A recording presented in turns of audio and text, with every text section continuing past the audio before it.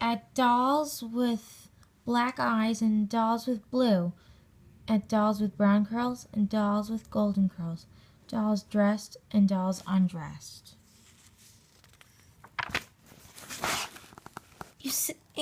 You see, said Sarah said when they were examining one who had no clothes.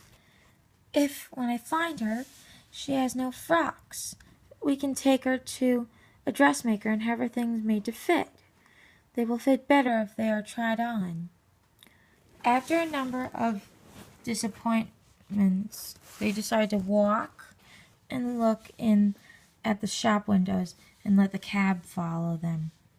They had passed 2 or 3 shop places without even going in, when, as they were approaching a shop which was really not a very large one, Sarah suddenly started and clutched her father's arm.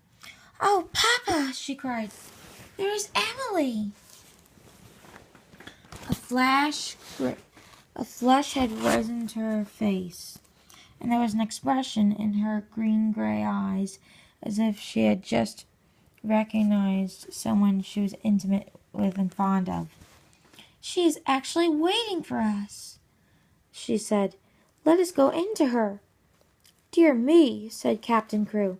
"I feel as if we ought to have someone introduce us."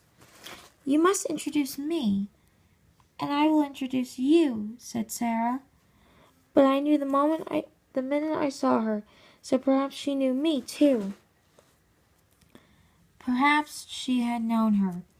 She had certainly a very intelligent expression in her eyes when Sarah took her in her arms. She was a large doll, but not too large to carry about easily. She had naturally curling golden brown hair, which hung like a mantle about her, and her eyes were a deep, clear gray blue, with soft, thick eyelashes, which were real eyelashes and not mere painted lines. "Of course," said Sarah, looking into her face as she held her on her knee. "Of course, Papa, this is Emily." So Emily was bought and actually taken to a children's outfitter's shop and measured for a wardrobe as grand as Sarah's own. She had lace frocks, too, and velvet and muslin ones, and hats and coats and beautiful lace-trimmed underclothes and gloves and handkerchiefs and furs. "I should like her always to look as if she were a child with a good mother, though I am going to make a companion of her." Captain Crewe would really have enjoyed the shopping tremendously, but that a sad thought kept tugging at his heart. This all meant that he was going to be separated from his beloved, quaint little comrade. He got out of his bed in the middle of that night, and stood looking down at Sarah, who lay asleep with Emily in her arms. Her black hair was spread out on the pillow, and Emily's golden brown hair mingled with it. Both of them had lace-ruffled nightgowns, and both had long eyelashes which lay and curled up on their cheeks. Emily looked so like a real child that Captain Crewe felt glad she was there. He drew a big sigh and pulled his mustache with a boyish expression. "Hi-ho, little Sarah," he said to himself. "I don't believe you know how much your daddy will miss you."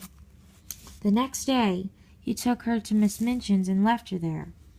He was to sail the next morning.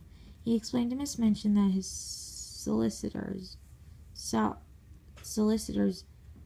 Messrs. and Barrow and Skipworth, had in charge of his affairs in England, and would give her any advice she wanted, and that they would pay the bills she sent in for Sarah's expenses. He would write to Sarah twice a week, and and she was to be given every pleasure she asked for. She is a sensible little thing, and she never wants anything it isn't safe to give her, he said. Then he went with Sarah into her little sitting room, and they bade each other goodbye. Sarah sat on his knee and held the lapels of his coat in her small hands, and looked long and hard at his face. "Are you learning me by heart, little Sarah?" he said, stroking her hair. "No," she answered. "I know you by heart. You are inside my heart." And they put their arms around each other and kissed as if they would never let each other go. When the cab drove away from the door, Sarah was sitting on the floor of her sitting room, with her hands under her chin and her eyes following it until it had turned the corner of the square. Emily was sitting beside her, and she looked after it too. When Miss Minchin sent her sister, Miss Amelia, to see what the child was doing, she found she could not open the door. "I have locked it," said a queer, polite little voice from inside. "I want to be quite by myself, if you please." Miss Amelia was fat and dumpy, and stood very much in awe of her sister. She was really the better-natured person of the two, but she never disobeyed Miss Minchin. She went downstairs again, looking almost alarmed. "I have never seen a funny old-fashioned child, sister," she said. "She has locked herself in, and she is not making the least particle of noise." "It is much better than if she kicked and screamed, as some of them do," Miss Minchin answered. "I expected that a child as much spoiled as she is would set the whole house in an uproar. If every child was given her own way in everything, she is." "I've been opening her trunks and putting her things away," said Miss Amelia. "I never saw anything like them. Sable and ermine on her coats, and real Valenciennes